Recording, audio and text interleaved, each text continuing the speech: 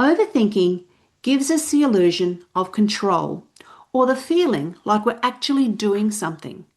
But really, it keeps us from moving. It keeps us stuck in our place.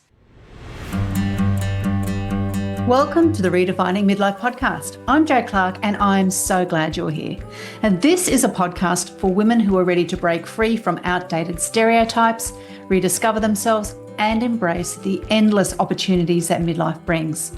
Each week, I'll share expert advice, actionable strategies, and inspiring conversations with incredible women who are redefining what it means to thrive in midlife and beyond. From health and wellness to reigniting your purpose and passions, this is your go-to podcast for feeling empowered, supported, and seen.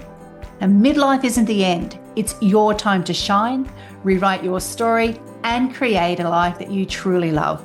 So let's get started. Welcome to episode 143 of the Redefining Midlife podcast. Before we jump into our episode, I want to remind you about an upcoming event that has the potential to truly transform things for you. It's called Shifting Tides, Navigating Menopause in Midlife, and it's happening on the 18th of July at the beautiful Noosa Springs Golf and Spa Resort in Queensland. And I'll be joined by Dr. Sian Hebron, a specialist GP with expertise in women's health and menopause, for a half-day experience designed to inform, support, and empower you.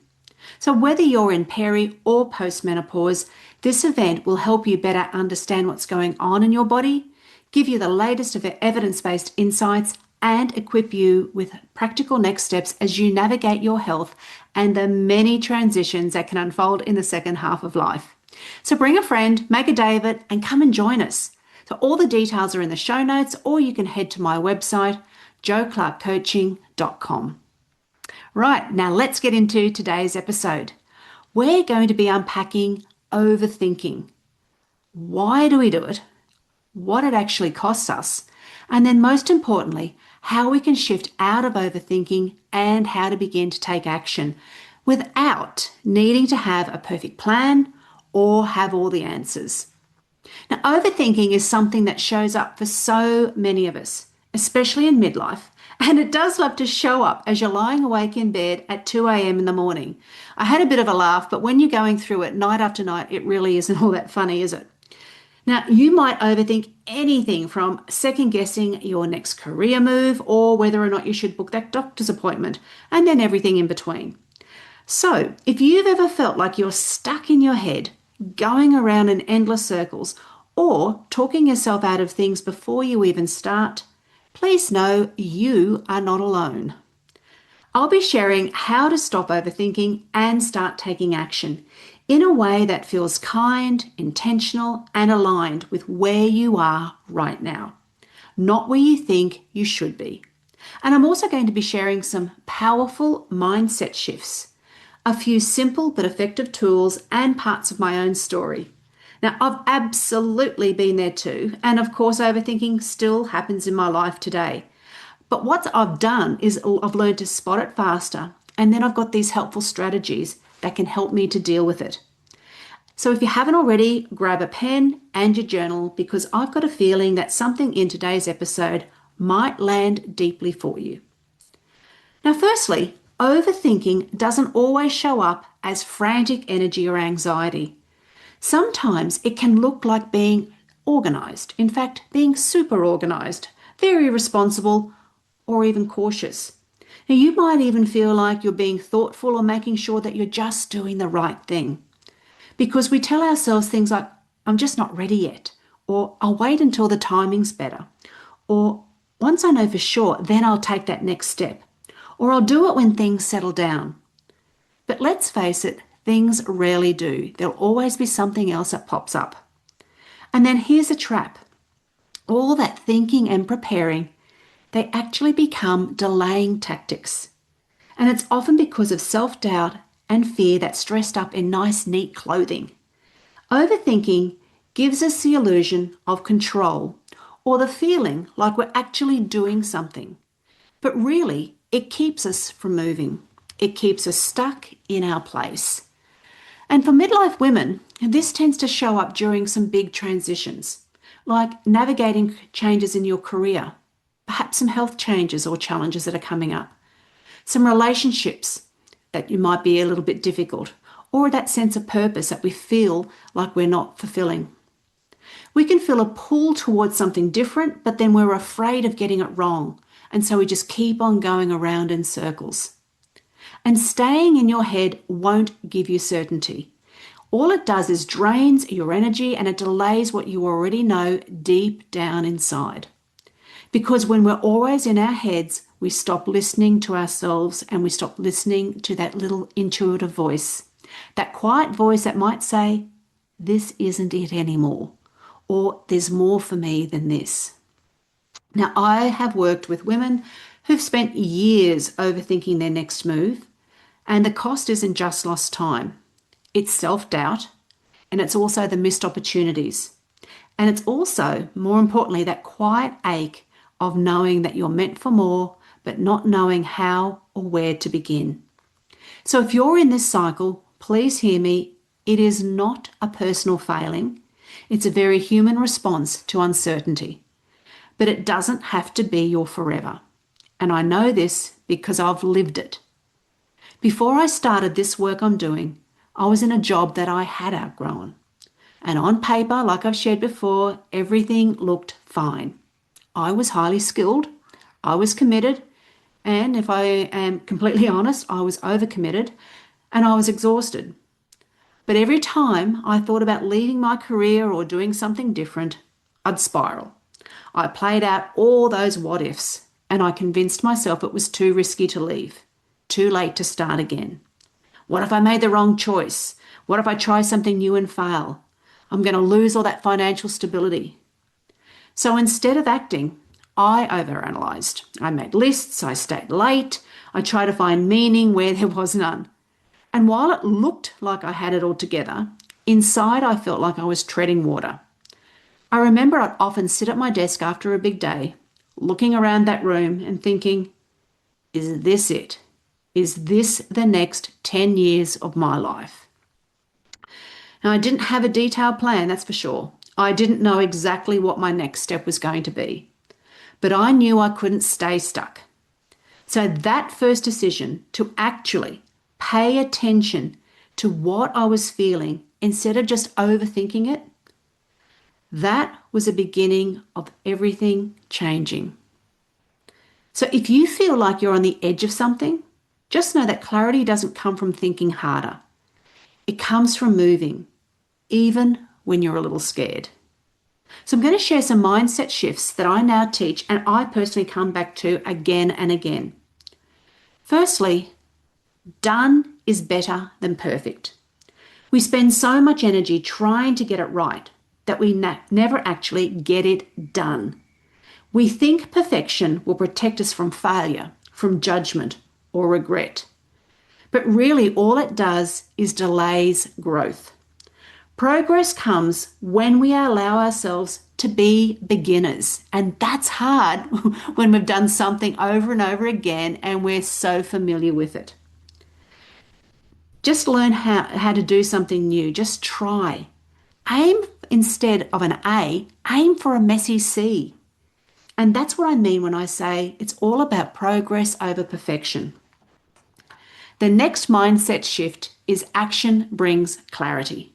So often we wait for clarity before we take action, but clarity is actually something that comes through action. So in other words, thinking doesn't lead to clarity, doing does. Even a small step forward can shift that fog.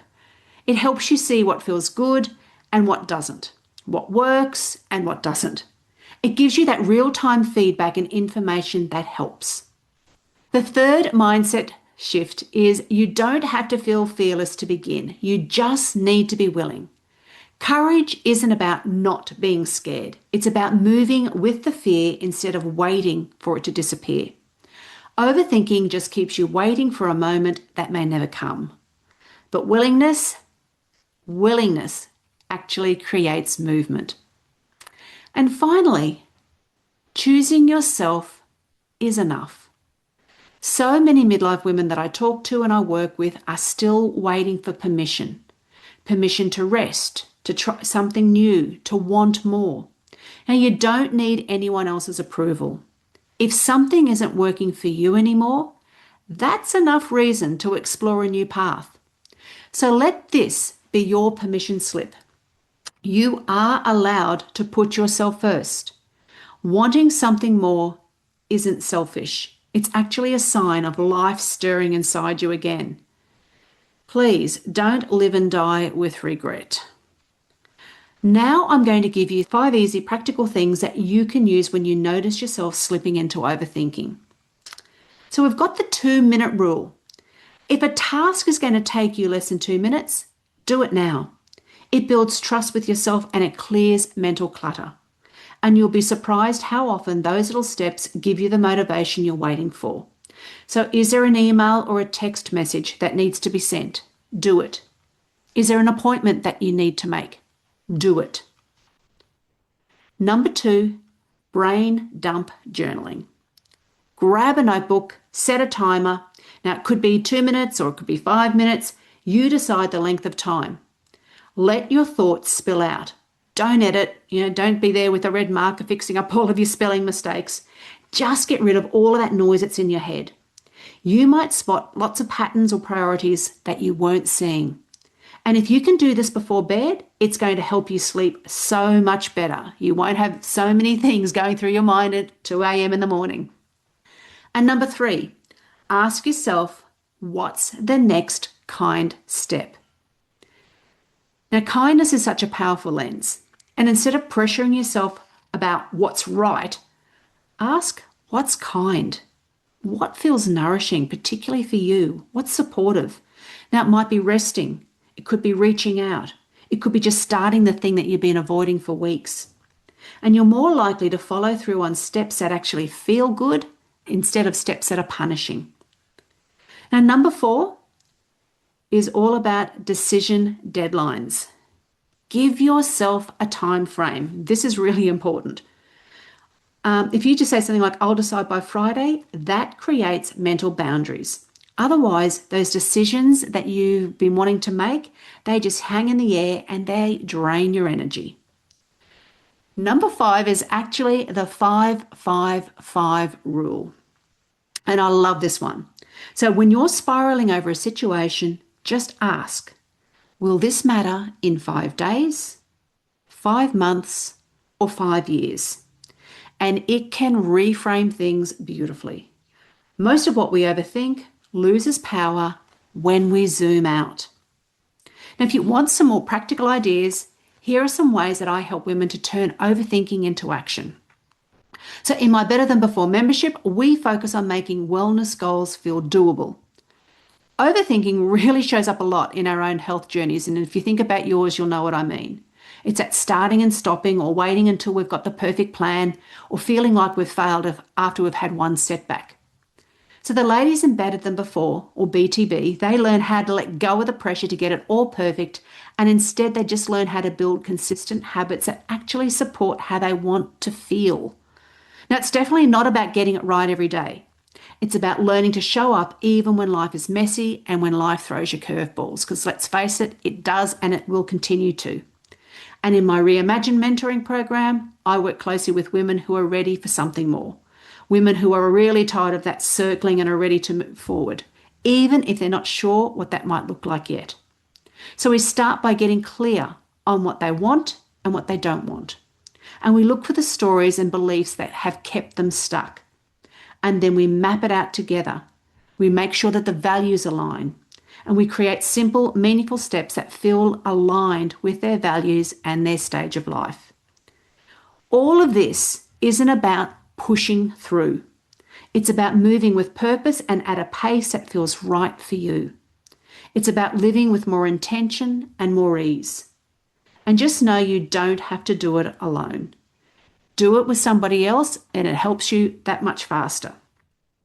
So here's your invitation. Just think about an area of your life where you've been circling. Is it something to do with your health, your career, a relationship? What's that decision you've been postponing? What's the dream you've been talking yourself out of? And now I want you to ask yourself, what's one small, kind, doable step that I can take today? Maybe it is that phone call. Maybe it is journaling out your thoughts. Maybe it's saying no to something, or finally saying yes to something. It doesn't need to be huge. You just need to begin. Now, overthinking has a way of convincing you that more time, more research of something, more waiting is going to keep you safe. But what it often does is keep you stuck, and that's a very big difference. And remember, you don't need to have it all figured out. You just need to begin with one step, and it can be a tiny step, but just take it in a different direction. So if you're ready to make that step, just know I'm also here. And if you want to head to the show notes for the link to Better Than Before, or book a free 20-minute connection call with me so we can talk about what deep personalized support could look like for you, just remember, head to those show notes. And remember, midlife isn't the end of your story. It's that part where you step into your next chapter. And until next time, take care of yourself, be kind with your thoughts, and remember, you're just getting started. You don't need to have it all figured out. You just need to begin. I'll see you next week. Thanks so much for spending your time with me today. I hope you feel inspired to make the next chapter of your life the best one yet. And remember to share this episode with someone else who would love it, and connect with me on Instagram or LinkedIn at Jo Clark Coaching. All the links and the details from today's episode are in the show notes or at joclarkcoaching.com. And if you enjoyed this episode, please follow or subscribe this show on your favorite podcast app and leave a 5-star rating and review.